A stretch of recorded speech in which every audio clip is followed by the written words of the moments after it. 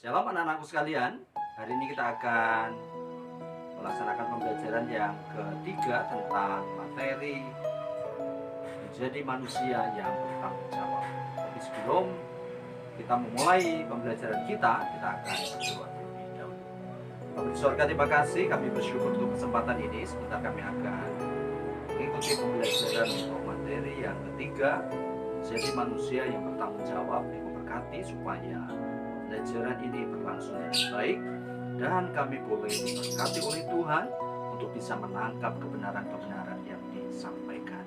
Terima kasih Tuhan, doa kami supaya hidup kami semakin diubahkan menjadi orang-orang yang bertanggung jawab di hadapan Tuhan. Pujian namamu, dalam nama Tuhan Yesus Kristus kami berdoa. Haleluya. Amin.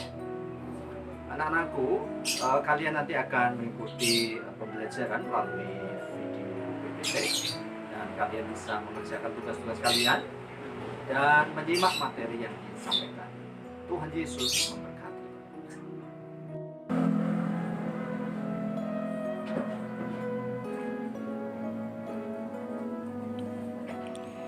Tujuan pembelajaran untuk materi yang ketiga, 1.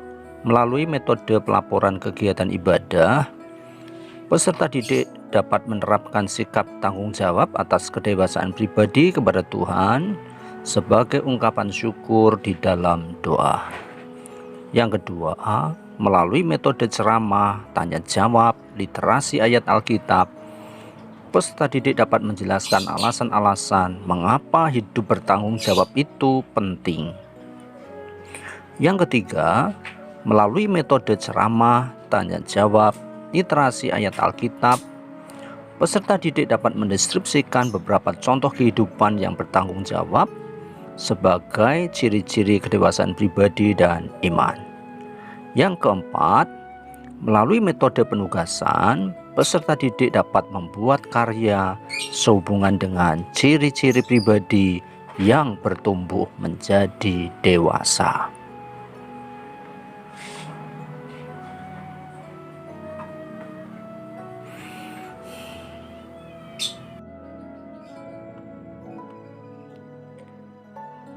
Kita akan belajar dari kisah Adam dan Hawa di Taman Eden dari Kejadian pasal 3 ayat 1 sampai 13. Tentu ini kisah yang tidak asing bagi kita, bagaimana Hawa karena digoda oleh si ular itu kemudian mengambil buah pohon pengetahuan yang baik dan jahat. Padahal tentang buah itu Allah telah berfirman supaya manusia tidak memakannya, karena ketika mereka makan, maka mereka akan mati.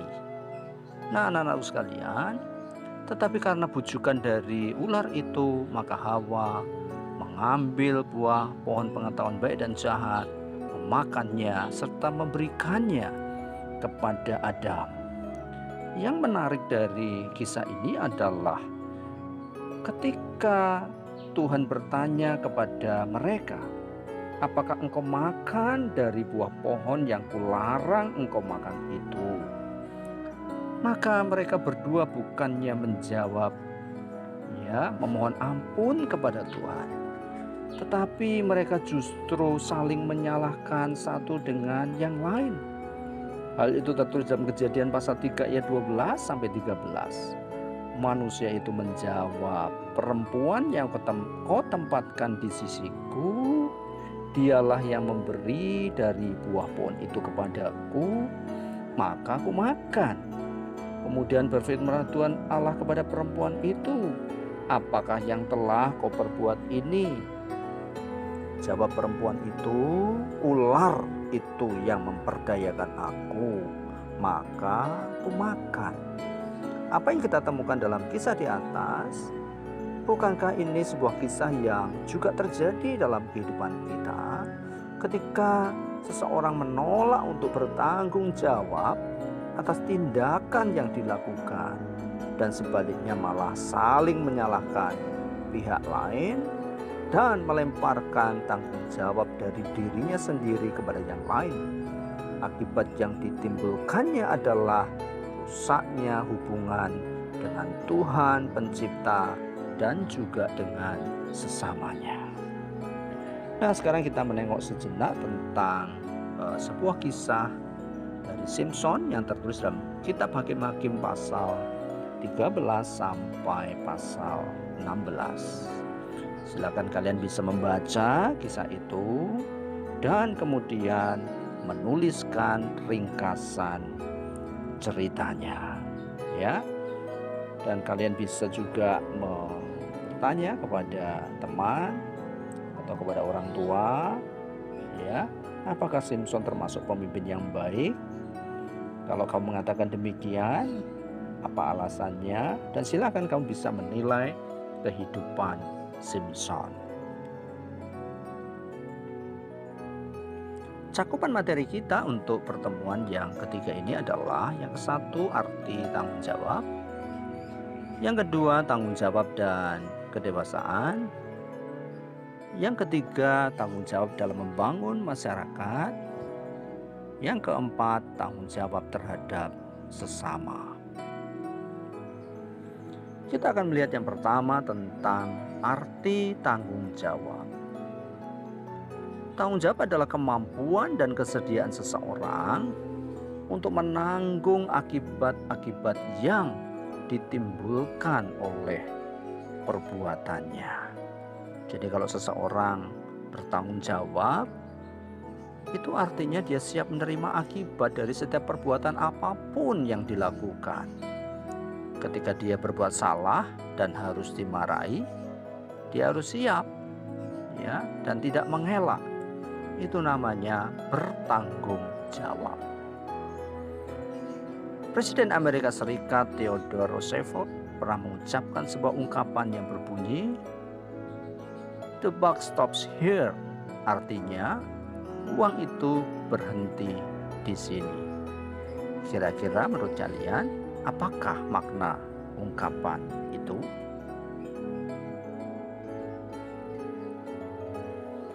Anak-anak sekalian, kita bandingkan dengan kisah seorang nenek yang mencuri uang gerejanya.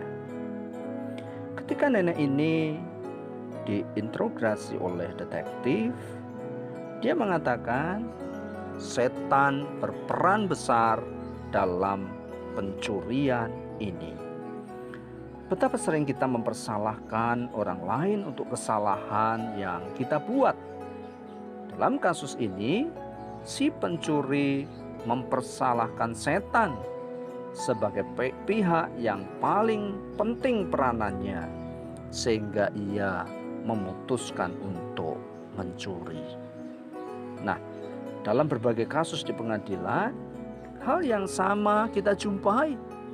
Salah satunya kasus korupsi yang melibatkan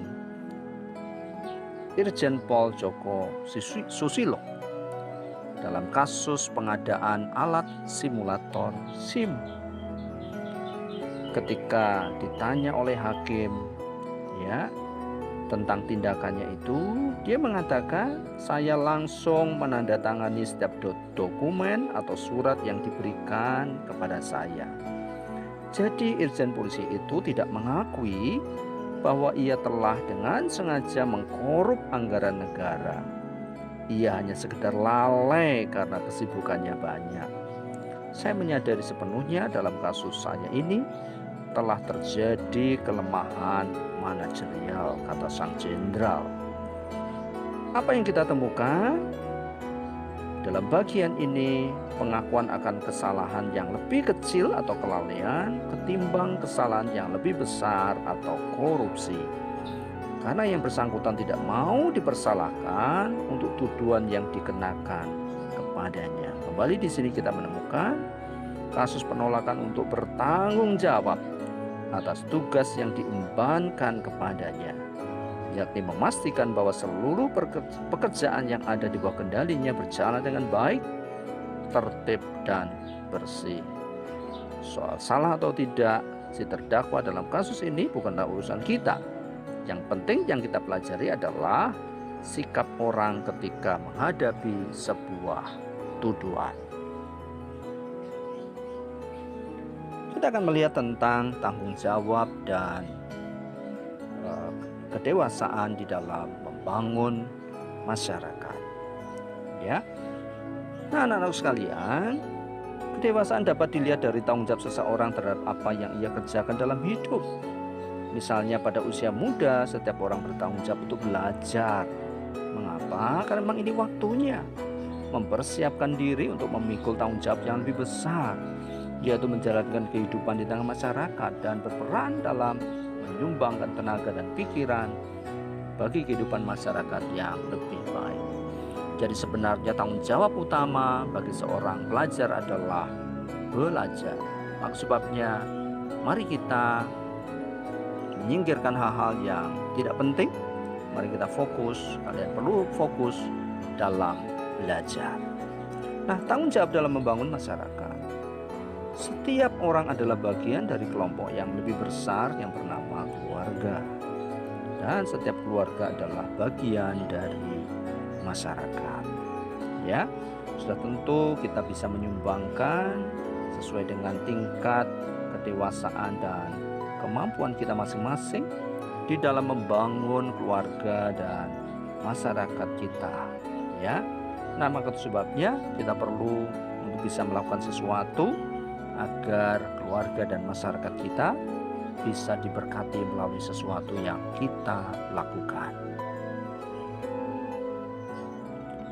Presiden John F. Kennedy pernah mengatakan kalau dalam bahasa Indonesia bisa diterjemahkan dengan jangan bertanya apa yang dapat diberikan oleh negaramu kepadamu, tetapi tanyakanlah dirimu sendiri apa yang dapat kamu berikan kepada negaramu. Ini adalah sebuah pernyataan yang benar.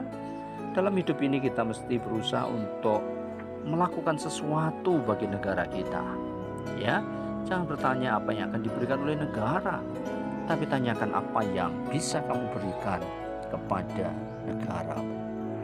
Nah, sebagai remaja Kristen, apa yang bisa dilakukan dalam membangun masyarakat?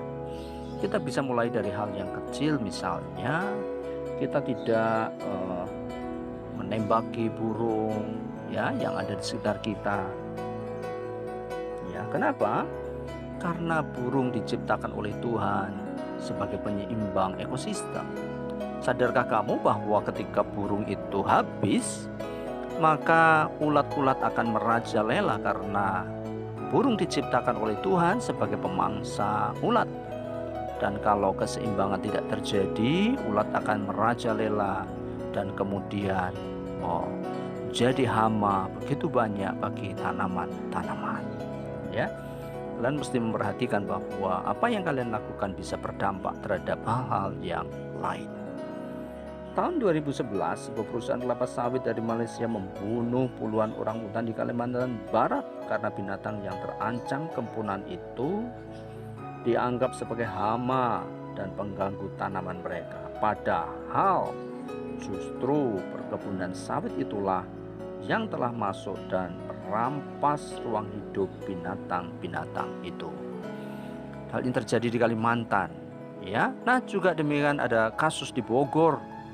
Bagaimana villa-villa yang mewah dibangun di tempat-tempat yang tinggi, ya, tanpa mempertimbangkan bahwa tempat itu adalah tempat penyerapan air. Akibatnya terjadi ketidakseimbangan alam. Air yang seharusnya bisa diserap di pegunungan langsung mengalir turun deras ke bawah. Akibatnya terjadi banjir besar di kota-kota di bawahnya. Nah, di Alkitab kita menemukan kisah tentang Nehemia. Ceritakan kisah dari Nehemia tersebut dan apa yang kamu bisa pelajari dari tokoh ini. Gelisah anak bangsa di luar negeri. Ada banyak orang Indonesia yang belajar atau berkarya di luar negeri, ya. Akan tetapi mereka memiliki sebuah kegelisahan tertentu, ya. Mengapa? Karena ternyata, ya, ketika mereka ingin kembali ke Indonesia, ya, atau ke tanah air, mereka tidak bisa mendapatkan tempat yang tepat untuk keilmuan yang mereka miliki, ya. Nah, dalam sebuah artikel dituliskan demikian: setiap mahasiswa Indonesia yang sedang belajar di luar negeri pasti ingin berkontribusi dalam pembangunan di tanah air. Namun ada berbagai tantangan dan pertimbangan yang kadang membuat mereka gamang untuk kembali. Diskusi bulanan yang diadakan PPI Stockholm beberapa waktu yang lalu berusaha membahas berbagai tantangan tersebut. Dari diskusi tersebut, banyak tantangan mencuat seperti ilmu yang didapatkan selama studi belum tentu dapat sepenuhnya diimplementasikan di negeri kita. Tantangan lain adalah penempatan kita yang kurang sesuai dengan keahlian. Ada beberapa kisah di mana ilmu dan pos di mana kita ditempatkan jauh panggang dari api. Dan mungkin masih ada banyak tantangan-tantangan yang lain. Nah, kegelisahan yang diungkapkan dalam tulisan di atas tampaknya mengusik sebagian orang yang merasa ingin melaksanakan tanggung jawabnya di tanah air tercinta, namun merasa sulit mengambil keputusan untuk itu karena merasa kurang diterima oleh lingkungan barunya di Indonesia kelak. Jadi, apa yang kira-kira bisa dilakukan untuk mengatasi hal ini? Tentu ini sebuah masalah yang tidak mudah untuk dipecahkan. Tanggung jawab terhadap sesama. Sebagai bagian dari masyarakat, kita punya tanggung jawab terhadap sesama. Tuhan Yesus pernah berkata, sebab ketika aku lapar, kamu memberi aku makan. Ketika aku haus, kamu memberi aku minum. Ketika aku seorang asing, kamu memberi aku tumpangan. Ketika aku telanjang, kamu memberi aku pakaian. Ketika aku sakit, kamu melawat aku. Ketika aku di dalam penjara, kamu mengunjungi aku. Matius pasal 25 ayat 35 sampai 36. Ini adalah suatu yang dituntut dari setiap orang, bukan hanya orang Kristen. Ya, kita harus memperhatikan orang lain, apapun agama, suku, kelas sosial, statusnya di masyarakat. Ya, karena Kristus hadir dimanapun mereka berada. Ya, dalam kisah tentang atau perumpamaan tentang orang Samaria yang murah hati digambarkan bahwa imam dan orang Lewi tidak memperlihatkan kepedulian terhadap penderitaan sesama mereka. Ya, justru seorang Samaria yang diejek dan dihina oleh orang Yahudi mampu memperlihatkan kepeduliannya kepada si korban yang sudah setengah mati dipukuli oleh penyamuk. Ya, tentu kalian tidak asing dengan kisah-kisah tersebut. Di masa lalu, berdasarkan perjanjian perdamaian Westphalia yang ditandatangani pada tahun 1648, negara-negara di dunia mengakui adanya hak untuk menentukan nasib sendiri yang dimiliki oleh setiap negara. Pemahaman yang tadinya kedengaran bagus, belakangan mulai disadari kekurangannya. Ketika sebuah negara menginjak-injak hak asasi rakyatnya sendiri, apakah negara lain berhak ikut protes, ya, dan ikut campur tangan dalam kebijakan negara tersebut? Ada kisah di tahun 89, ya, ketika pemerintah Cina melakukan kekerasan terhadap para pengunjuk rasa di lapangan Tiananmen, ya, dan kemudian karena peristiwa tersebut banyak negara di dunia mengecam pemerintahan Cina. Pada tahun 2011, Presiden Libya Muammar Gaddafi memerintahkan pasukannya menumpas para demonstran sehingga rezimnya dikucilkan oleh dunia. Nah, dari sini kita dapat melihat betapa luasnya pemahaman yang dikembangkan dalam kekristenan, dari tanggung jawab pribadi terhadap keluarga berkembang menjadi tanggung jawab terhadap orang lain, bahkan juga bangsa-bangsa di dunia. Kita perlu mengingat kata-kata Dr. Martin Luther King Jr., seorang tokoh HAM dari Amerika Serikat, yang mengatakan, ketidakadilan dimanapun juga adalah ancaman terhadap keadilan di mana-mana. Saya kiranya itu untuk materi kita. Kiranya Tuhan Yesus memberkati kita masing-masing. Mari kita datang kepada Tuhan, kita berdoa. Tuhan Yesus, terima kasih untuk kegiatan pembelajaran hari ini. Kami mohon Allah memberikan hikmat bagi kami untuk bisa melaksanakan tanggung jawab kami secara pribadi, tanggung jawab kami terhadap keluarga dan masyarakat serta bangsa bahkan dunia, sehingga kehidupan kami menjadi berkat bagi orang lain. Tanggung jawab utama kami sebagai pelajar adalah belajar dengan sungguh-sungguh Sehingga dengan demikian kami akan meluangkan waktu atau menggunakan waktu semaksimal mungkin untuk belajar. Terima kasih Tuhan, terpuji namamu. Dalam nama Tuhan Yesus kami